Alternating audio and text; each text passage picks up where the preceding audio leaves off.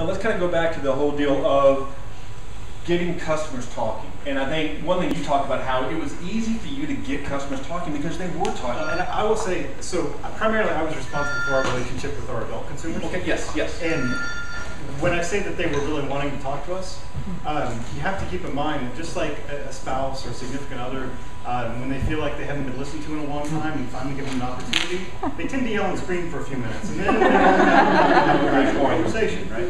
So we had about 6 months where I spent a lot of time going from classrooms to bars to basements to places like this at businesses where people were getting together and sat around while people yelled at me about why the company didn't pay attention. And I kept having to remind them, well, I'm here now, so let's talk about how we go forward, right?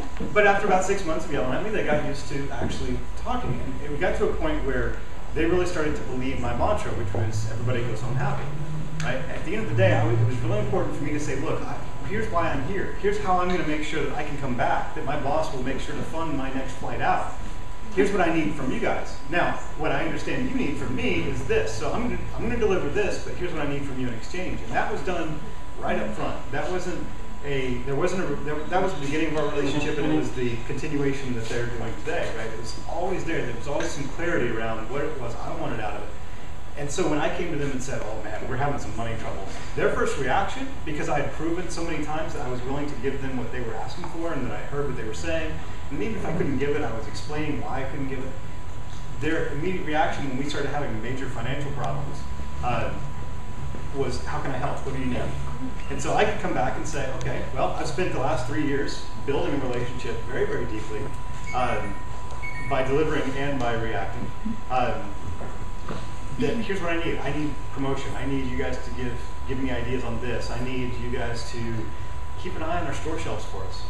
You know, there was a few tens of thousands of fans around the world, but they all go into Target. They all go into Toys R Us. They all go into Walmart. And when we were having problems with product being on shelves, they would come back and say that Target in Waltham, Mass is out of a lot of product. I don't know what's going on. And we could immediately, I'd pick up the phone, I'd call the merchandiser in that area and say, I don't know what's going on. And he'd go, oh my God, I'm on it. And he'd get in the car and drive down, right? And so there was this network of things happening that, one small piece of a lot of things that got fixed, but that was definitely part of that conversation around into, I know they're yelling and screaming, but that doesn't really matter to the executives. They're saying, oh my God, they're scared, yelling and screaming.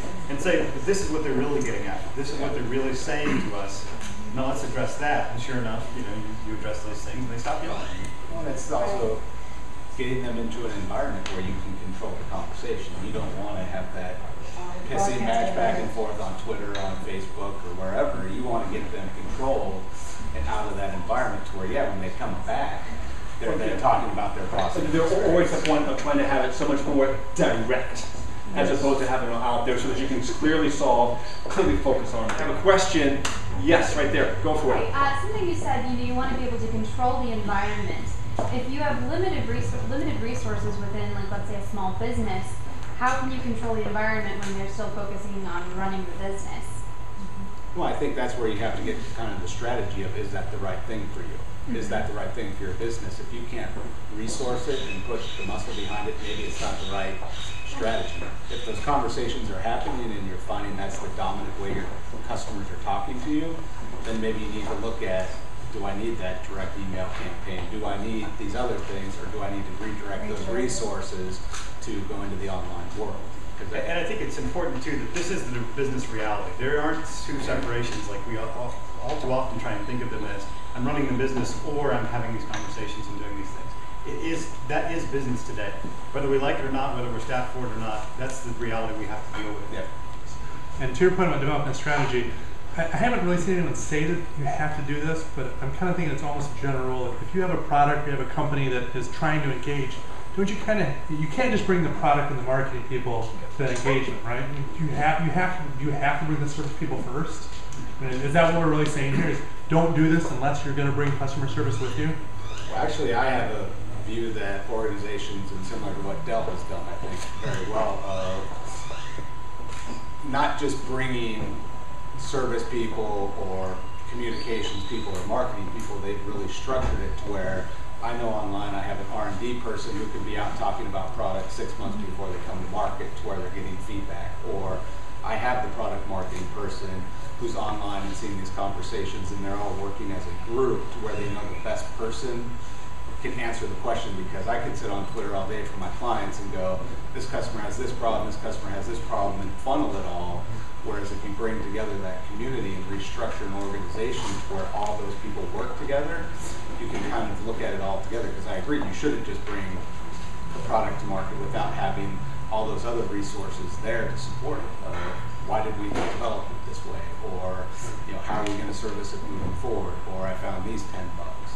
And I think that's where Dell did so well with its, you know, idea storm and, you know, its support forums online long before anyone else really did it. Of let's bring them into an environment where we can really take advantage of what they're saying. We were talking about this earlier, but I'm a big believer that the best marketing campaign you can have is a great product. Right? And there's this dissociation between what happens in customer service and what happens in marketing. Whereas, you know, in the world we live in today, why there's a distinction between those two groups is still kind of curious to me.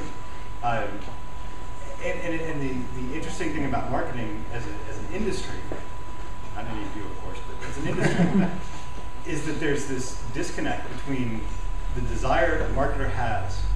Right? I want to launch big new products. I want to do a Super Bowl commercial. I want to do something nobody's ever seen before. So when you come to them and you say, well, you know, one of the coolest things we can do is have some of the best service anybody has in the world. Right? Zappos is genius at this. They have a horrendous website. It's ugly. It doesn't function very well. But they've got one thing that's sexier than anything else to us, the consumer. The product shows up really, really fast. And it's something like this. 1 in 7 UPS overnight packages comes from them or something. I mean, it's some ungodly huge number. And if you have a problem, they fix it no matter what, right? That is the sexiest thing that me as a consumer can, that's a baseline, right? Now, once you get that out of the way, then start with the sexy Super Bowl commercials if you need them.